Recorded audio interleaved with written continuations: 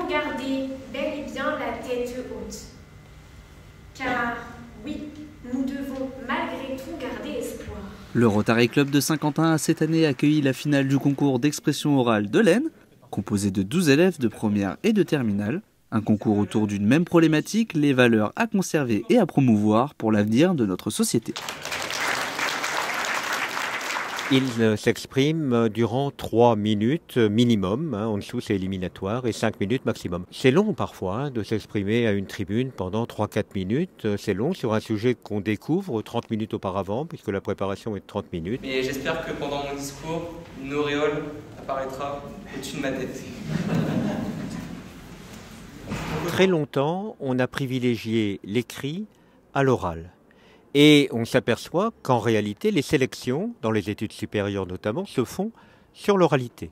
Une oralité importante pour leur parcours scolaire et professionnel qui reste toujours une étape stressante pour ces jeunes étudiants, particulièrement dans le cadre d'un concours.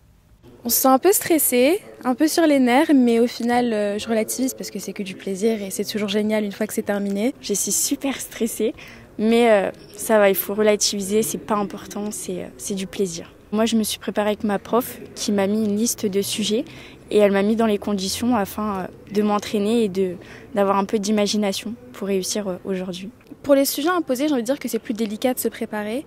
Donc du coup, je relis des citations, je me prépare à quelques sujets, etc. pour essayer de trouver des arguments, essayer de comprendre, trouver des angles d'attaque. Et c'est un peu de la recherche, honnêtement.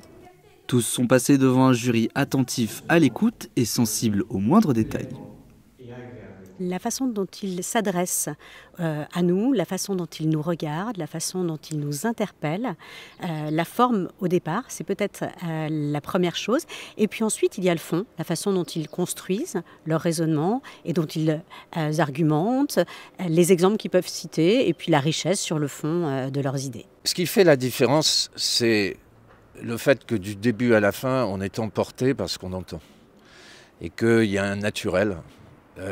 Que ce n'est pas fabriqué, qu'il y a une aisance et que la construction qui est derrière, celle qui est sur la scène, soit une construction intellectuelle, architecturée.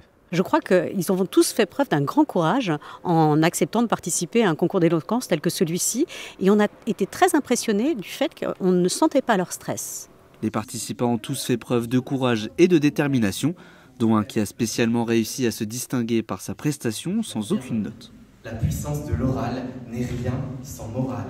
Je crois que c'est bien aussi d'être un peu libre et je crois que c'était plutôt rassurant en fait de n'avoir pas de notes et je savais que je pouvais compter sur le discours que j'avais en tête. Une prestation sans notes portée par une présence affirmée et un discours percutant, des choix qui lui ont valu non seulement l'admiration du public mais aussi la première place du concours.